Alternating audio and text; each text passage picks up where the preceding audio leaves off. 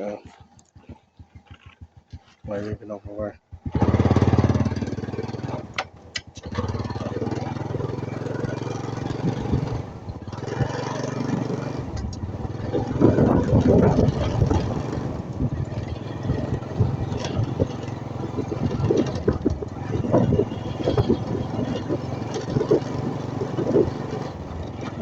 เส้นทางชนบทลาวใต้พี่น้อง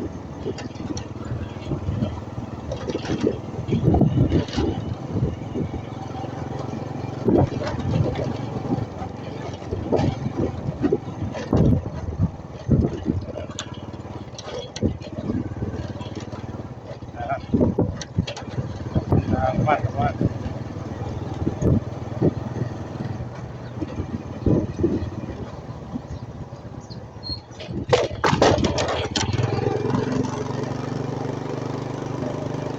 เส้นทางดี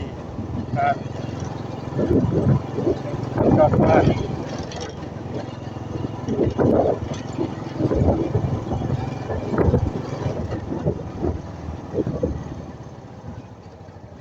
เหตุใหญ่และทั่ว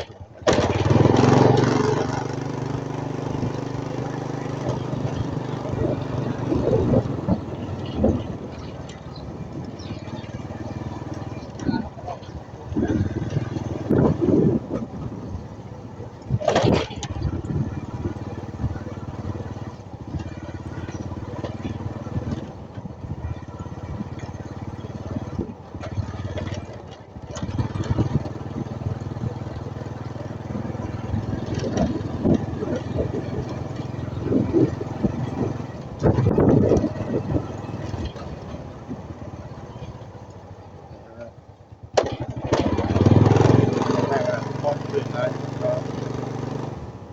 มือได้สี่ครับเล็กน้อยได้ไหมเจ็ดห้างที่ไว้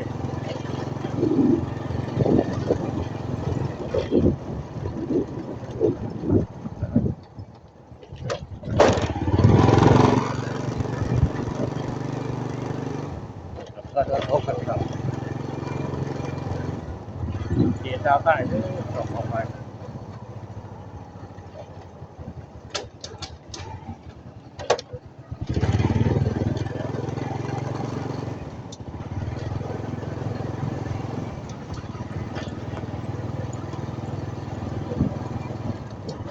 ชนบ้านออกบ้าน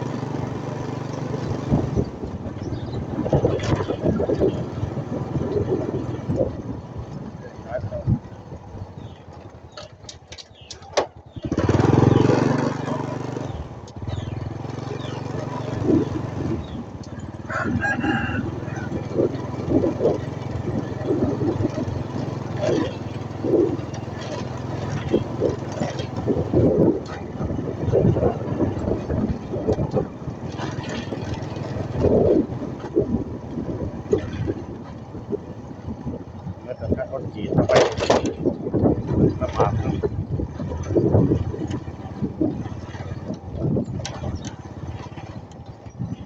ทางธรรมดา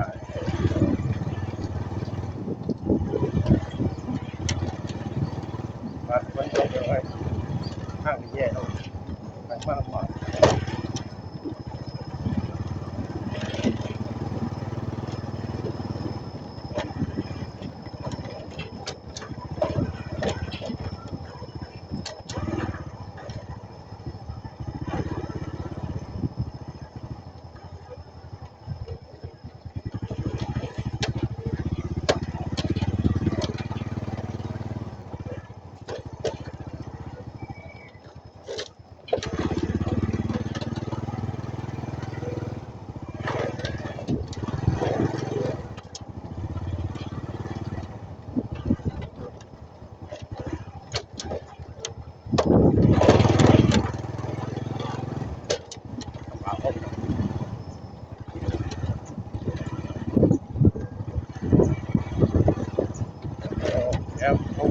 ไทยนี่ยิ่งนักนี่เขาหน้าปังอยู่ท่านเนี่ยท่านไปล้มไปนอนเลยเดี๋ยวก็เที่ยวหน้าปังวายเที่ยวเลย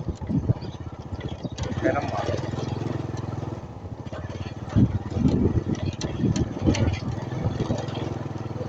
คำมาวันนอก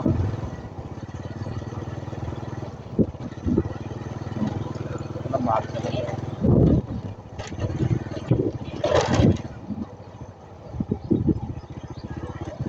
เห็ดให้โดนนี่ไว้เนี่ย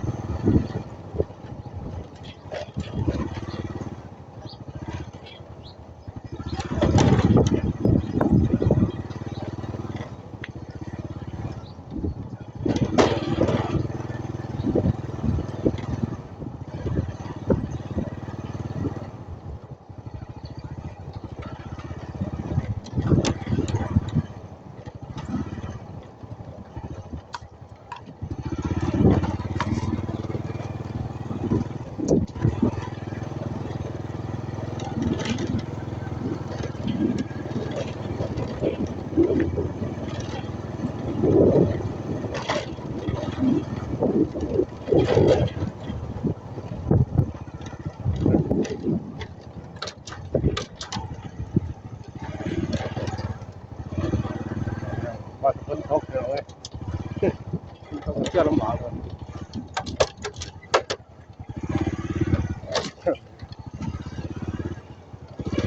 ครับ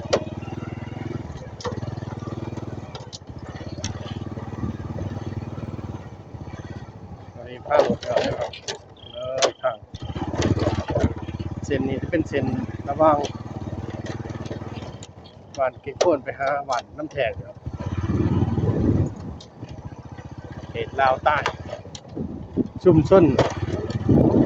แถวนี้พยายามผลน้ำท่วมพี่น้องไปว่าไร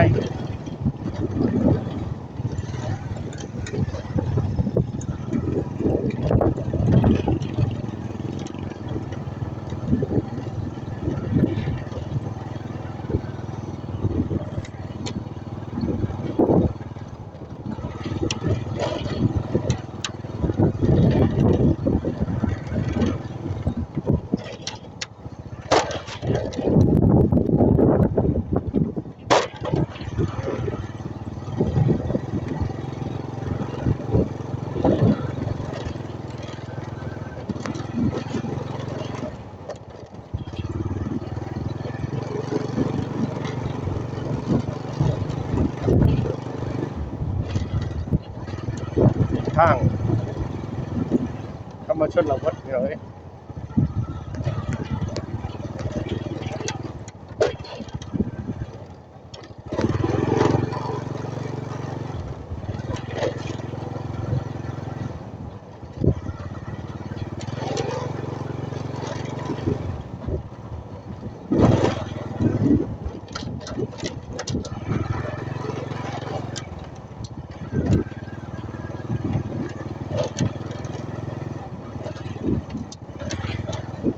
แสดงค่อนข้างกับทางในโลกดินมาใส่ไปในโลกมันก็เวลาฝนตกมันก็ซอยเลยแต่โลกอะไรเหยียบสิห้อยง่ายแน่เขาเลย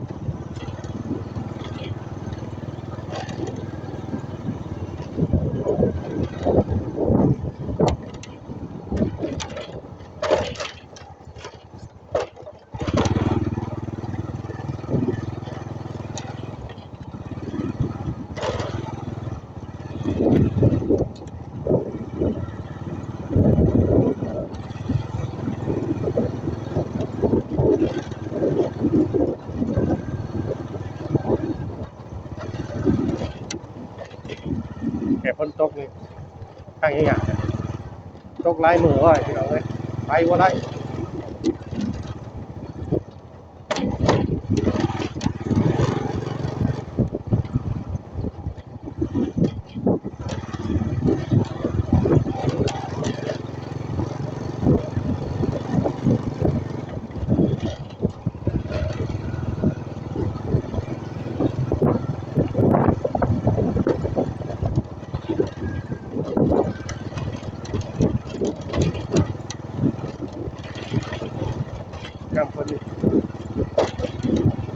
ต้องโบกนิ้วเป็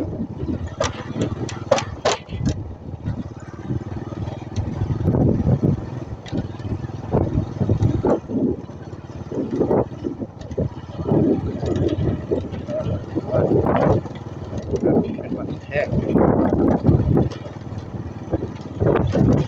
เลยไปเนี่ยเป็นขับออก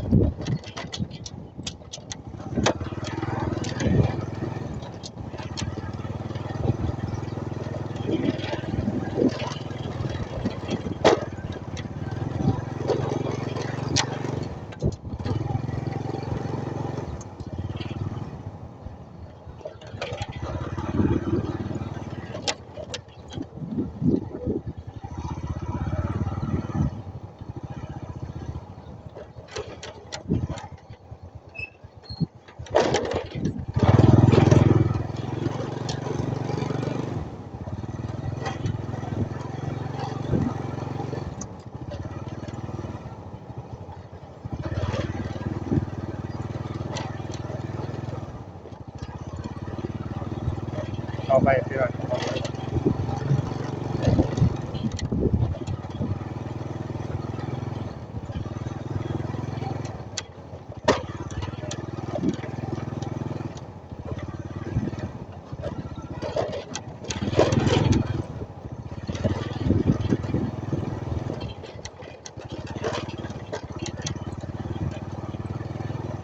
นั่นเนี่ยก็ต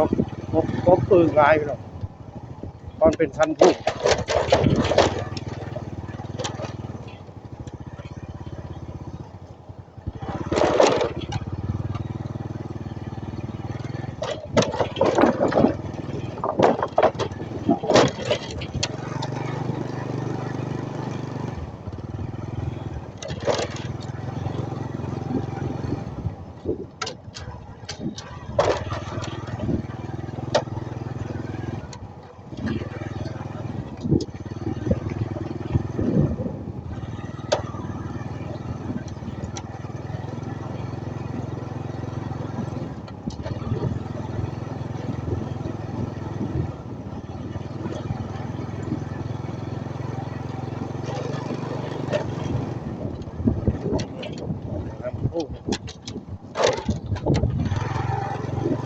เดินคู่ขมอนคู่วันขมอนเป็นคนกำลังมาตักเฉียดลาวใต้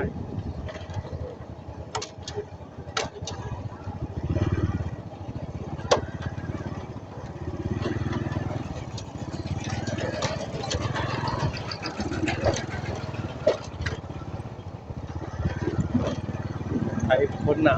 ไปกิน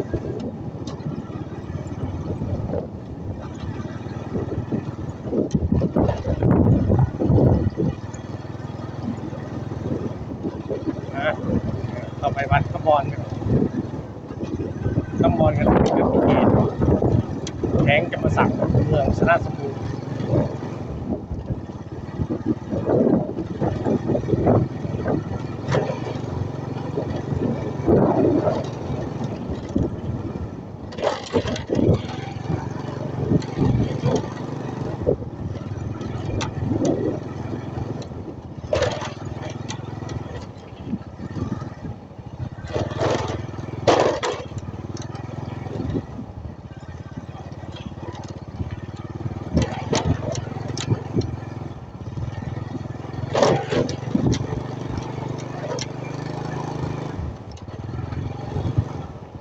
ทางกับแค่ตอนนั้นไปเกิดเป็นทางที่ว่าดีเรียกว่าเป็นทางนี้เป็นลังเต่าไปเลยทางเรียบแข้งธรรมศาสตร์เรื่องสนามทางนี้เป็นโล่อย่างเดียวโล่กับที่เปิดเจริญกินแต่ลังเต่าหนามมันผูกขาดแค่นี้โครงการทางแข้งธรรมศาสตร์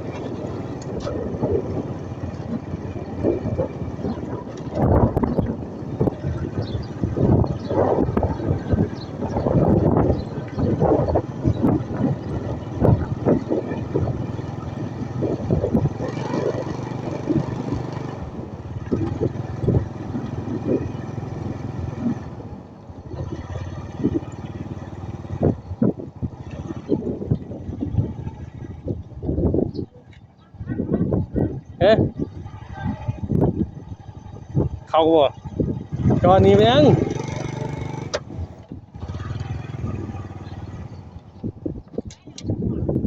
โอ้ยผ่าว่านั่นมือล้อม่วงหั่นบ่ได้ต่อย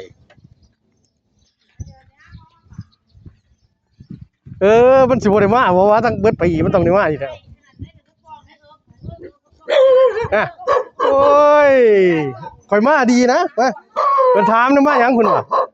เฮ้เฮ้โอ้ยเจอเด้อบัดนี้ง่ายดอกที่เฮือนบ่ดิอยู่ก็เราได้สั่งไปกันนะเดี๋ยวมา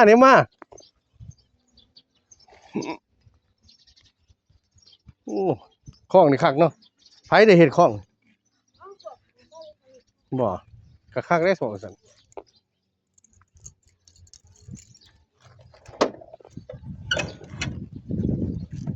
ใช่ว่ายังได้บ่สบายว่ะจอดไปใช้ได้รถเฮ้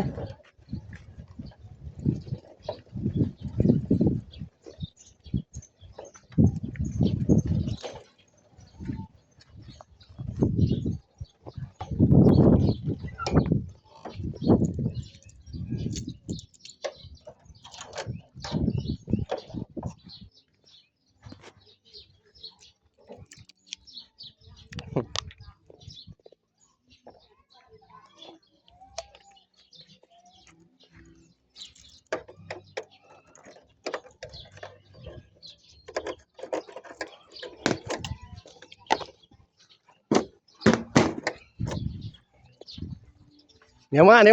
เจ้าหนึ่งโอ้นี่เมื่อวานคำบอลนี่เปล่า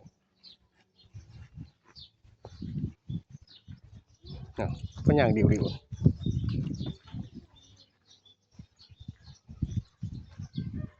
โอ้ย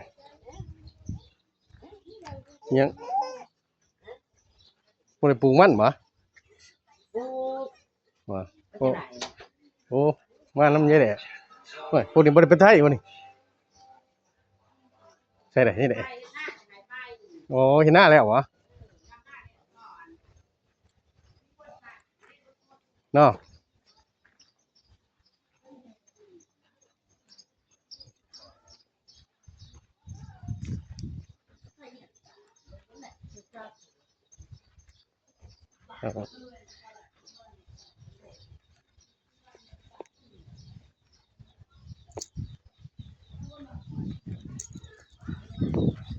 เมื่อวานคำบอลนี่ตั้งโกโก้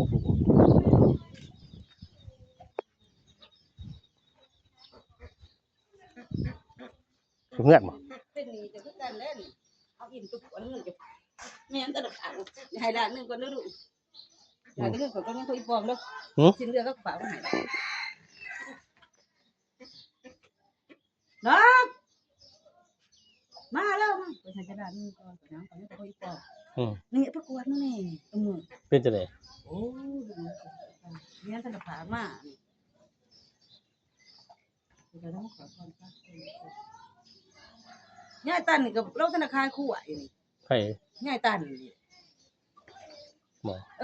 ตันกับปองบ่ปองให้ได้ติปองหาข่อยนี่ไปคงจะไปกวดอีนี่พี่ใหญ่คงจะไปจนห้องรอถ่ายให้ลูกเด้อบ้านก็อยู่เป็นหยังอยู่กับไปอีบ้านไปสิของเงินอยู่คิดอยู่ย่านใต้ป้าจ้ะย่านใต้ป้านี่โอ้ยบอกสิมันสิไปง่ายไปได้ขนาดนี้สิไกลจะมาโทรมาโอ้ยไปยังรักษาอยู่นี้เลยเฮ้ยให้เราไปเถอะเอาอยู่ยังมาเลยบ่อยู่ซะวันไหนเนี่ยในบ้านนี่เข้มทางกับเราในอุปกรณ์ก็ว่ากับเรายังมาเป็นไรตัวยังสิหันหูเรื่องหูได้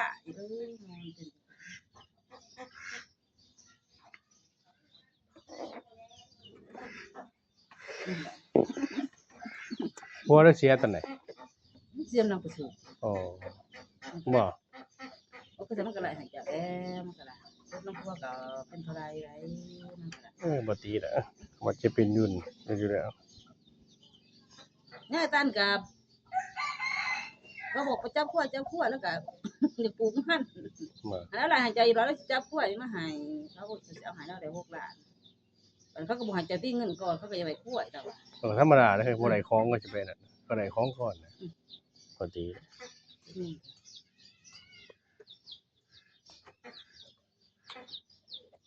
แม่ไข่จนหยอด ไอ้คงหมดสายเก็บมันน่ะบ่ จับเขามันใส่บ่ฮู้ เอ๊ะถ้าไปตอนนั้นต้องค่อยบอกอ่ะ โอ้ยถามเพิ่นเนี่ยเพิ่นบอกเขาบอกกับเจ้าเลย มันน่ะ เพิ่นบอกอีสิได้ เวลามีมันหนากูหวังโคกูออกเลยเอ บอกมัน อ เมียเพิ่นก็บอกมันเพิ่นเองก็บอกเขาว่าเงินเราเลยเราน้ำเลยโอ้เขาบอกกับเราเลยเขาบอกกับมันแหละเขาบ่ได้เอาเต้นเจ้าเนาะเจ้าเด้อเจ้าจะตัวนี้เขาก็เลยว่าหยังเขาก็มาจะบอกกับเราเขาก็รอถ่ายว่าเขาบ่ได้ไปส่งจ้ะดิฉันนี่ไข่พอดีมันจะไปก่อนที่แม่เพิ่นมาสิเรื่องก็สิขายกันเอาไปก่อนนี่เราบอกเราเด้อเรามาก็ได้พอดีวัดซองล่ะ บอกถึงไปหาหมอมันอยู่แล้ว ไปตัวนี้ไปตัวนี้วัด6 แสนไปหาคันคงกินมา กูกินยาปากท้องบางทีเนี่ย โอ้เขาบ่ได้กินเอาแต่ให้แต่มันโอ้ก็จะมาบ้านมื้อซื่นหั่นโอ้มื้อนี้เด้มันได้มื่นตาบ้านก็มื้อซื่นแฮงมื้อนี้มื่นตา เขาว่าเป็นอหย่างโดย เขาก็ว่าบ่มีหยังเลือดก็ปวดก็บ่มีหยัง ไปอยู่ไสอยู่คง ก็ไปนั่นเด้คำพงนี่ โอ้ ก็มาหาเราได้นี่แล้วเอานั่นอันนี้ให้ เป็นมาคำพงอ่ะ จะได้ลูกซำนี้ พยายามต้มเขาใส่ไข่ใส่ขาไก่ เขา ให้ ก็ มัน บ่ได้กินลูก บ่ต้มมันได้เละต้มเป็นคือข้าวหุงจังแล้วก็ผสมหลายอย่างเขาใส่แค่ซื้อแครอทหมักอิหยัง แท้งเละโอ้ยจะนายก็ใส่แต่ปูนได้ก็คั่วอีก คนถึกไรเนาะ โอ้นะว่าเขาถือว่า เอ้ยว่าเด็กถ้าบ่อีหลีดอกก็บ่นั่นมาแล้ว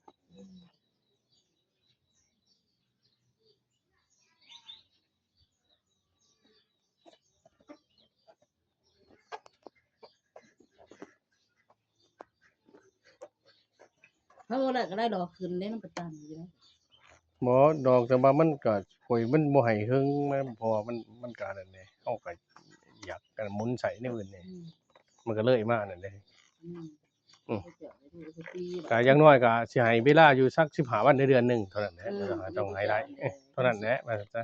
สิ้นเดือนเลยจะให้เปิดจำสิ้นเดือน มันก็ต้องได้ให้ว่าจังซ่าครับขอก็จะให้มันแล้วไปเลยนะแต่ทำ15วันเดือนหนึง ก็ ก็ บ่ บ่ ได้ ว่า เดือนนี้สิ้นแล้วเขาก็จะใส่นี่เขาคนอันนี้เข้าไปเฮ็ดบัตรแน่สำหรับบ่ไปแห้งตายแย่ เข้าใจก็ถ้าเกิดว่าลูกเต้าฝากมาอิหยังก็ เอามาเคลียร์ว่าเดือน2เดือนตรงให้มันได้ภายในเดือนอิหยังไปนั่นก็ว่าบ่มี นี่ทำสิ้นเดือนหน้านี่ตัวนี้เขาสั่งแต่ก่อนด้านนึงของเขาเองมันจะตัวเขาอีปองนี่ลูกเขาก็ว่าจะไปหาจะก็รอถามเพิ่นรอถามหาเช้านี่ขายงัวเอาปีมาเขาก็หาก็เก็บให้มันก็ได้จะได้จะงัวมันบ่มีผู้ซื้อนี่เราก็จะขายไปของมันอยู่เอาโลมันก็มีงัวขนาดมีงัว2ตัวมันก็ขายจากตัวนึงยังตัวนึงมันก็ได้จ้ะถามผัวเลยจ้ะขายผัวแล้วมันก็ลูกเอิ้นผัวถึงสิเฒ่าผัวทำต่อตาย โอ้บ่แม่นมันก็ดวงแล้วบ่ลวงแล้วได้มาสำนั้นไปดวงเอามาสำนั้นอายุเอามาเท่านั้นมาก็สิได้ว่าสิ้นเปลืองเงินเปลืองค่ามาทางนี้ทางนี้ มันก็ได้ฝากมาแล้วกลัวพ่อฝากมาแล้วมันสิว่าลาดุกับเพื่อเราต้องสัมพันธ์คือเสียที่เขากินก็บ่มีจะบ่ได้นาเฮ็ดหน้าคงจะข้าวผัวหน้าจะบ่ค่อยเฮ็ดเพราะใจสิไปรับเขาให้ไปกินไปปลาเดียวนะมันถามข่อยแล้วได้ยินเรื่องจังว่าแล้วโลดเอ้อตัวนี้กูอยากได้น้ำมันสารวัตร อ๋ออยู่ ทั้งอาสิพาตัวไปมันก็ยากบอกว่ารอทางมันก็ตันนี่ก็ส่งเจ้า คุณตันก็บอกแล้วว่าสิ้นเดือนมาเคลียร์พร้อมกันเพราะว่าถ้าเจ้าบ่ไปสิ้นเดือนก็ต้องมาอยู่แล้วมื้อนี้วันที่เท่าไหร่มื้อนี้วันที่12บ่12 ข่อยได้สิ้นเดือนก็สิตามมาหาเขาบอกเขาสิเอาเงินบูแล้วนี่ไปกูเอ้ยเอาเงินแล้วก่อนแล้วมาจะก็บอกเราพี่น้าสิ้นเดือนก็สิฝากให้ บ่ว่าก็อีต้นนึงที่จุบอกหลาน ก็แม่น เพิ่นฝากมาบางยานี่เงิน 2,000 ลูกปีใหม่นี่ก็เบิดแต่ปีใหม่พุ่นน่ะเทศกาลคือว่าก็อยู่แล้ว ต้องกินของกินแพงทุกมื้อรู้สึกเรื่องนี้กูป้ากินบ่ได้แต่กินแต่สิหนูอย่างเดียวแต่บ่หานกินว่าตายถ้าสิได้ซั่นก็บ่หาน อีกประมาณเดือน2เดือนก็ นั่นแหละ ก็สิบ่เป็นหยังมั้งก็บอกว่าเพิ่นว่า เขาจะเฮ็ดจังงานแปะจังได้เราเว้า มันข่าวลือไปซั่นน่ะมันบ่หยังหรอกก็อาจสิเป็นโรคของโรคร้อนก็ได้ เป็นน้ำหอมน้ำหอม เฮาก็บ่นั่นก็เพิ่นก็ให้หยุดกินก่อนเพิ่นก็บ่ว่าหยังดอก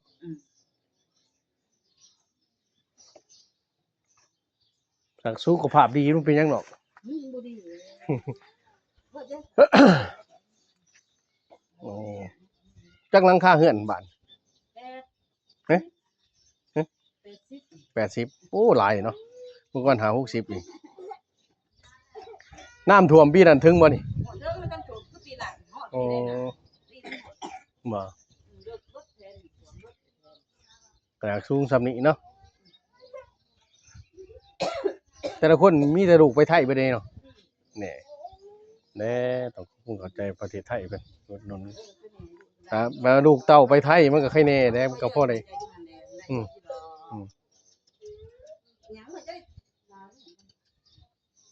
อันนั้นก็ไปถาม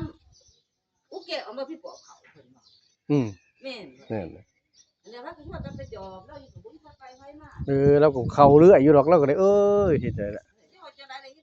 ก็เป็นความเชื่อแต่ก็คือว่าแหละก็ไปพ้ออีหยังก็เห็นนั่นเพราะว่าพี่ปอบเขา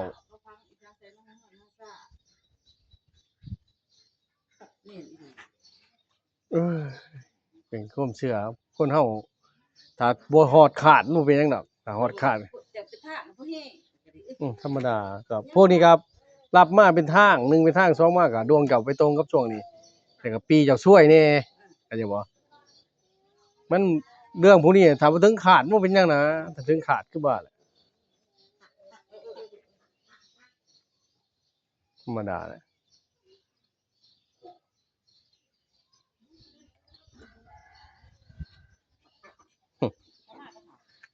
เฝ้าผู้เดียวใส่บ่โอ้ดีนั่งโทรหาแม่นี่ถามว่าเอาเงินไปเบิดบ่กินบ่เขา เรียบร้อยโอ้ยบ่ยากเลยนะกินซุมื้อเขาอ่ะ กินน้ำมิน เดี๋ยวเมียมาเอาเงินแตก ว่า เอาเมียไปหาเงินค่าดองก่อนตินี่ มาเว้าได้เด้อเอา เฮ้ยสิไปเสียเงินเพิ่มอีกเฮ็ดหยังแหละ บ่กินบ่อยากแต่ว่า เฮ้ย ได้ยินสิโอ้บ่ลูกได้ยินสิโอ้ กูบ่เก่าสิไปไส บ่เจ้า บ่หนาเอ้ย มื้อนั้นเช้านี่ว่าบ่ได้อยู่ให้มาเขาว่าว่า แล้วก็เมื่อสารวัตรเมื่อเด้อคือกันแล้วอย่ามาขอเรานึง นัดเป็นไรของข่อยก็คอยเด้อ โอ้ก็เบิ่งย้อนมาบอกกันก่อน นี่รวบเบิดให้ข่อยไล่หลานที่เซตให้ทุกท่าน แหน่กระทึกสิเป็นหยัง ถือได้หาจะขอเจ้าได้อีหยังถ้าเมื่อท่านน้องได้หาไปดี บ่ว่าทุกอย่างมันก็ลดผ่อนกันได้เป็นหยังขอบ่ใจใส่ศัลยกรรมขนาดนั้นสมโภคก็ยัง7ก็ได้สำหรับเจ้ามี3 4 5ได้มันจะหายซะนั้นแล้วก็ มาพัดเดือนเอา พัดเดือนลูกสาวฝากมาอีกได้ สิว่าบ่เป็นอีไร บ่หนาบ่ขึ้นนะแต่ว่าพัดเดือนต้องให้มันได้ได้ว่าเดือนนึงน่ะก็พัดเดือนเอาเท่าใดแต่ก็กระจายเอา นะ นะ แต่มื้อนั้นก็แล้วบ่คิดจักบ่หลาย นี่โซเดียมเรา ค่อยได้ซะ บ่โซเดียมเพราะว่าเราอันนั้นเราก็ถ้าญาติทั้งเมียข่อยเราก็เอิ้นข่อยลุงเพราะว่าพี่น้อง เป็นชุดเจ้าก็ไปกับพี่น้องมื้อเขาเว้าบ่ อะไรผสมเรา เราพี่น้องนั่นแหละมันน่ะบ่มีไผไปหากันดอก มันไกลนี่เนาะ ใหญ่แล้วจ้ะดีนางโทรหาแม่คั่นว่าก็เลยเอาเงินเบิดกับผู้อื่นจังซี่ล่ะออกไปอันใบโทรหาแม่คั่นอีแม่เงินเบิดก็สิยากบอกเด้อแม่ เอาหน่อยไปส่ง ไปหาอีนั่นล่ะอีดำไปส่งเนาะ เอาไปให้เขามาได้คือกันสิเป็นหยังเขาบอกย่อยกันตกลงแล้วก็เรามาก็ฝังลงไป พาลูกพี่แล้ว เฮาก็มานัดวันที่กันเพราะว่าแต่แล้วบ่เดือนมาวันที่เท่าไหร่ข่อยสิมาเขาก็สินัดว่าวันที่เท่านั้นมาเด้อ ขายหมดพอไปยังขายมันเป็น6เด้อ คือเขาเป็นกระดูกเลยถ้ามันกระดูกที่ขาดกูเขาไปลงตัวหัวตัวอยู่แบบเนี้ยตายอยู่แบบเนี้ย ว่าบ่เป็น ของมาจาก แห ไหน ละ พี่กายนี่มันอยู่ขาใหม่นิดนึงก็เลยถูกเขาเขาขอในตั้งของน้ำก็แล้วก็ได้ชะการนี่เขาไม่ทำ แหน่แสดงเว้าให้มีติดตลกนำเราบ่ได้กินตับบานนี่ไส พวกหลัง700,000อยู่พอแล้วได้อีก ปลายมัน ได้จะขาย จะ อีก เป็นเหมือนลูกหลานจังหวะนี้ก็จะพ่อนี่ก็อยู่ขาใหม่แบบนึง ก็ย่อยให้เด้จะเนี่ย หัวตัวเดียวเนี่ยเลี้ยงหัวตัวเดียวท่าเอื่อยนี่หัวตัวโตคล้ายว่าที่ถือใส่ดีที่จังหวัดยากขนาดตีแดงเงื่อนของมันพวกเงื่อนเพิ่มเขาเรียกว่ากันดูเช้าหาขึ้นมาเมื่อนึงเราโทรหาเพื่อนโอ้คงในโทรโทรเหมือเลยใครจะไปส่งจะไรใครจะไปตรวจก่อนที่เป็นจะไรเลยนะไปตรวจแต่ว่าตาของงานด้านสายอักเสบมันไปทั่วกันได้ว่ะนี่แต่ไรถึงจะกันเลยเพื่อเสียเดือนหนึ่งเดือนสองพอเสียเสียแล้วใครตึงคาสัม โอ้ไอ้ตัวตับมันอะไรมันระบายเองบ่ได้เด้ อันมาของข่อยมาเมตับแม่มาล้างแม่หกกระเพาะ โอ้ถึงเวลาไผมันคือว่า ไปปวดที่มากกับหวานยาท่านั่งกับกินโอ้อันนี้เขาไม่โมไหนมึงเห็นคนเขาอุ้ยเยอะเด้อหลายก้อนหาร้านนั่งร้านทุกแขนตาแล้วก็คอเนาะเนี่ยคิดในใจอย่าไปเองไปเองเหมือนน้องถ้าปลูกเผือกปลูกมันไปเองกับมอนบ้าเดี๋ยวไปปวดเองแต่ว่าชักยายตาย แล้วนั่นก็5ล้านก็6ล้านก็ขอยสิมาเอาพร้อมกับแสล6มื้อตันมื้อตันนำว่าซะเนี่ยประมาณ อันนี้แม่ประธานมันเท่าไหร่แล้ววะ บ่น้ำมันสิย่างว่าเอง ไปทั้งพ่อทั้งแม่ไปจะเอาทางเลือดไป ไป แม่พ่อขอแต่งเลยคนทำน้ำโทษก็เรียนเสร็จแล้วเด้อ เอ้ย เนี่ยก็พอเลยหรือว่าจะเอาคนพอได้ก่อนเอาคนดู ใช่เนาะ แล้ว เอา ทั่ว เอาเนี่ยก็มาเอา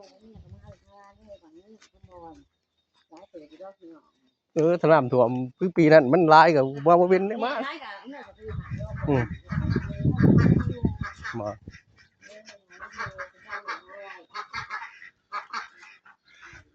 โอ้เงินมันสูงอยู่แล้วบ่ต้องคูณเนาะเงินมันสูงอยู่แล้ววะดินมันสูงบ่ต้องคูณวะ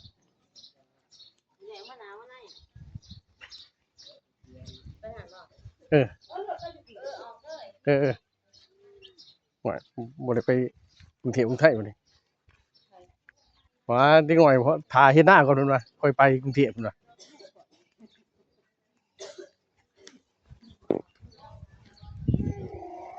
โอ้ยฝนตกกับบ้านได้เด้อนี่บ้านดิบเด้อโอ้ลูกหลานหลายเนาะเฮ้ย ตาย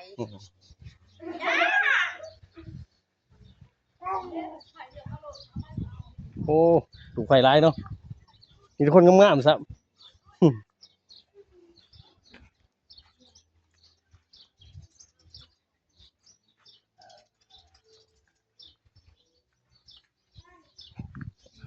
มากินนี่ก็ได้ก็แซ่เด้อเดี๋ยวมาเข้ามาสบายดี